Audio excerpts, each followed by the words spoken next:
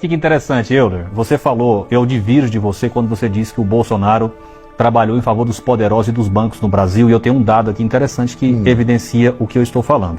O PIX foi um mecanismo implantado pelo governo Bolsonaro para possibilitar a transferência entre contas bancárias sem pagar taxa. Você sabe quanto que os bancos perderam com o PIX só no primeiro ano?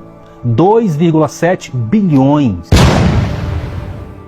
Como é que um governo que é aliado aos bancos toma uma medida que prejudica os bancos numa dimensão como essa? Eu não consigo entender o seu argumento. Zé, eu sinto te contar, Zé. Hoje no mundo inteiro, você vai na China, você pega o seu celular, lá é mais do que Pix, está muito mais avançado. Hoje você vai num restaurante lá, a câmera viu a sua fotografia, você não precisa nem apresentar cartão. Já sabe o seu nome lá, está muito mais avançado. Pix aqui no Brasil já veio tarde. Eu não ouvi o que eu ouvi. Pix aqui no Brasil já veio tarde. A gente acabou de ouvir, mas você ouviu também, né, Dani? Pix aqui no Brasil já veio tarde. É um avanço que queira, não é porque o Bolsonaro inventou Pix, uma coisa, uma inovação dele. Você sabe, nos últimos 30 anos, qual o governo que menos pagou juros para bancos? Bolsonaro. Uau! Eu a menor... sei. Sim, basta bom, você... Bom, é uma afirmação sua, eu não é uma afirmação minha, esse é um dado oficial, é um dado oficial do Banco Central, tá? Porque nós tivemos durante o governo Bolsonaro a menor taxa Selic dos últimos 40 anos. Ela chegou, não sei se você se lembra, a menos de 5%.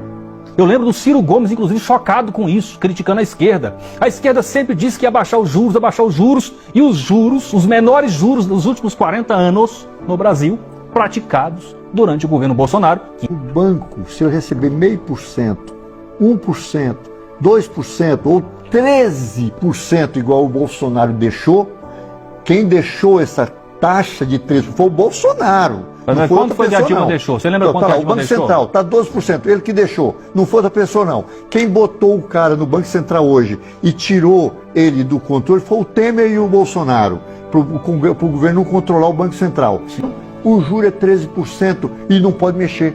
Não pode mexer, que não pode mexer. Mas quanto estava o juro na Dilma? Essa norma aí, quem deixou foi o Bolsonaro. Então não adianta você querer fugir. O Brasil é escravo de banco. Tem que acabar com isso.